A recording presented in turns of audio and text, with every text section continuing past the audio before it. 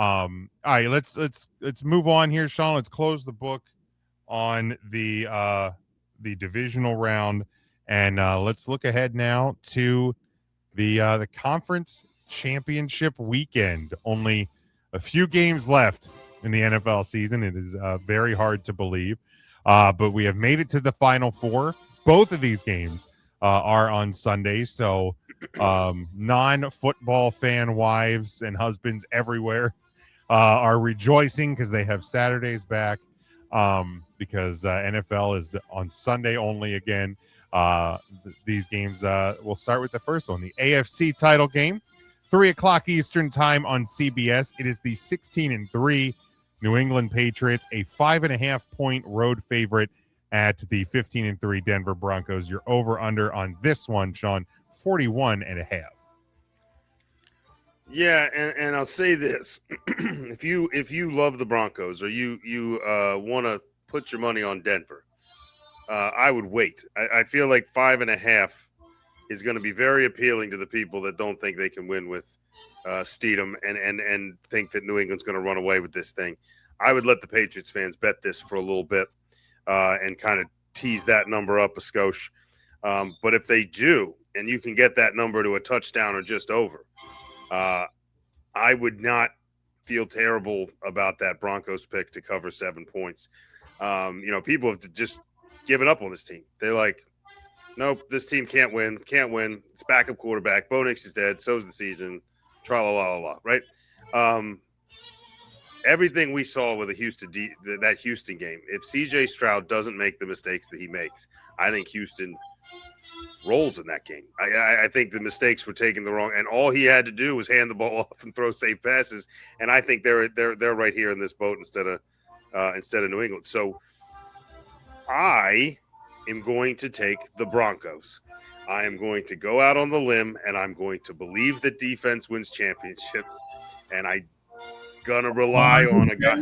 Broncos. I'm gonna rely on a guy that hasn't played quarterback in several years, but when he has been safe. He's a guy Bill Belichick liked. Usually tells you that he's a pretty proficient guy, not able, good decision maker. And I don't think I don't think Peyton's going to ask that much out of him. He's going to design plays to his strengths. He's going to design some trick plays, and I think you're gonna really see him open the playbook because no one gives him a chance. So at the very least, to cover 5.5, but I'm going to take him to win, and I'm going to keep it under that 41.5 because it's a defensive show.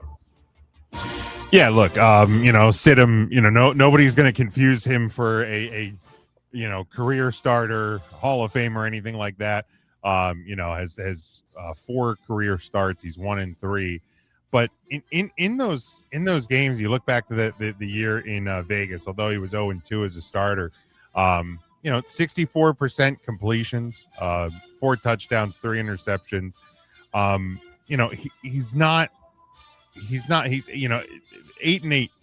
total touchdowns and interceptions. But it got better as his limited work had gone on. And I didn't get to say, but Sean Payton chose him as the backup, correct. Right? Correct. He's got a younger rookie. He's got a younger quarterback at the third string. And let's be honest, like for a while there, he could have chosen someone else that wasn't on the roster. And he likes him in the system. Yeah, for sure. But here's the point. Like a game is not won and lost by a single player. I understand, obviously, quarterback is an important position. But, a lot of people want to talk about this New England defense, how good this New England defense, and they are. But bet the under. The under is the play. If you're touching this game at all, bet the under. Because if there's a defense that in the AFC that is better than New England's, it's Denver's. Points per game. 18.3 in the regular season. That's better than New England. They've only gave up 311 points in the regular season. Yards per game, Denver's defense was the second best in all of the NFL in the regular season. So, like, if you're asking a team to do something, that this is your opportunity. Is a team effort. Again, the 2018 Philadelphia Eagles are kind of a blueprint for a team that can win with a backup quarterback. And no, Philadelphia, I'm not saying Jared Stidham is better than Big Dick Nick. Okay, like I'm not necessarily saying that, Good. but I'm like, but what I am saying is it's doable. If Stidham doesn't throw the game away, you're going to be in play. You're going to be in play. You have talent in the backfield. You're good in the trenches. You have a great defense, good special teams, and you're at home. You played the right to earn this. So, look, I think Denver, even at 5.5, I think they cover. At the very least, they cover. Especially if that line moves to like a touchdown, grab it, run with that, but bet the under. I think New England probably ultimately wins the game, but it's going to be tight. It's going to be tight because it's going to be a defensive matchup, and they can get New England to make mistakes. I mean, look, New England looked great because Houston gave the game away. Look to the week prior. You had a broken Chargers team on both sides of the ball, and it was 16-3, and the Patriots only scored to start pulling away late. This team has the potential for loss. So, yeah, give me Denver to cover and the under in this one. And then, Sean, we go to Sunday evening, 6:30 Eastern time on Fox. It is the 14-5 Los Angeles Rams. They travel to the 15-3 Seattle Seahawks. Devin has the Broncos in the AFC title game. Seahawks 15-3. They are at home. They are a 2.5-point home favorite. You're over under 47.5. I mean, I will say this, looking at it, the whole championship Sunday,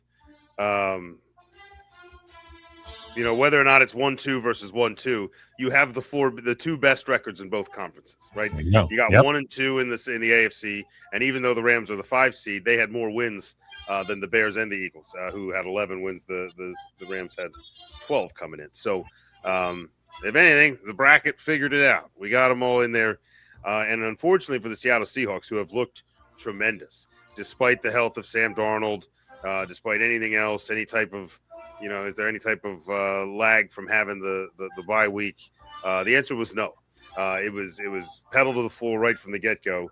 Unfortunately for them, this is the one team that I think is not fazed by the 12th man. I don't think Matt Stafford's scared of it. I don't think Sean McVay's scared of it. I think, if anything, the 12th man's a little more nervous. This is the one matchup that probably scared them a little bit, and I think that 2.5-point spread says a lot, the way they've been playing. I think that the Seahawks are keying on Nacua. I think it's going to be a Devontae Adams day. I think it's going to be another Kyron Williams day. And I think Matt Stafford's going to have himself not like a record-setting day, but one of those days that he's in control and he tries to keep another team out. He loves silencing a road crowd, and he's going to do it. Give me the Rams to win this game and head to the Super Bowl. And at 47.5, I think this goes over, despite the fact that both defenses are very good. I think it pushes just over because there's enough firepower on both offenses to do it. Yeah, it's going to be really, really interesting to see how this this game shakes out. Two very good teams will probably be the more exciting game of the weekend. I think would be fair. Yeah, definitely. And overall, probably the better game just because of what the limitations are going to be for the Broncos. But I think Seattle being at home, I think is going to be a huge part. And not that the Rams can't go on the road; they're probably not super scared of it. But Seattle's really feeling it, and my wife sent me a video. It's that. Every year they've elected a new pope. The Seahawks make it to the Super Bowl, so they have fate on their side. They have history on their side. They have the 12th man on their side. The fear, Sean, is because he looked really good last week, right? Sam Darnold looked really good. Sure did. Everybody's like, shake the demons of what happened at the end of last year away. But here's the problem. Bad Sam Darnold's still in there. It's shaking around. Is this the week where he reappears? I don't think it is. I think he's going to prepare, and he's going to be ready for this moment. The strained oblique looks like it's in the rearview mirror. Almost didn't play last week, but whatever they put in those shots before the game work out pretty well. So yeah, I think Seattle gets this one. The wildest part, even at 2.5, like I wouldn't be shocked to see the Rams cover. Like this could easily be a 2 or 1 point game. But I'll take the Seahawks even to cover, even in that tight window. I will also take a slight over because these offenses are high powered. They're gonna find gaps, and really, I mean, to hit the over, it's 24 points aside. Like that's not a ton of points in a 4-quarter game. So I think we will get the over in this one. Devin has the Seahawks and the under. So if the Seahawks are going to win, a part of me wants that oblique injury to reappear so that it could be a Drew Lock, Jarrett Steedham potential matchup in the Super Bowl. Just really blow away the sponsors, Like play some good old fashioned defensive football. Or like God forbid, like the Rams win and Stafford gets hurt. Like who even is the Jimmy Garoppolo? Is it Garoppolo's the backup? They have Stetson Bennett in the wings, but Garoppolo's the actual backup, as he should be. If I had Stetson Bennett and Jimmy Garoppolo, I'm giving it to the guy that's done this before. Yeah. Give me a Jimmy G, Jarrett Stidham. Dope. Two former Tom Brady backups. My God, Tom Brady calls it. I don't even know if it's the right network with the Super Bowl this year. No, I think the Super Bowl's on NBC. I would love have to see Chris Collins. Tom Brady calling a Super Bowl between Jarrett Steedham and Jimmy Garoppolo. That's an all-time dream, and it can't happen. But I think the beauty of the Super Bowl being on Fox or on NBC is you get the Peacock option where you can mute the broadcasters. Yeah. So. But then you don't. Also, you can feel free to do that with this podcast as long as you keep watching. But then you're only seeing us. That's probably worse. But the shitty thing is, and you mute Mike Tariq. Like, can I have an option where I just mute Collinsworth? Like it just sounds like like a left mute, right mute, right? Like Tariq's just calling a game, like in his like room. They just have all the mics listed there, and you just turn off the one button. Collinsworth. That would be using technology to its best. That's what that would be.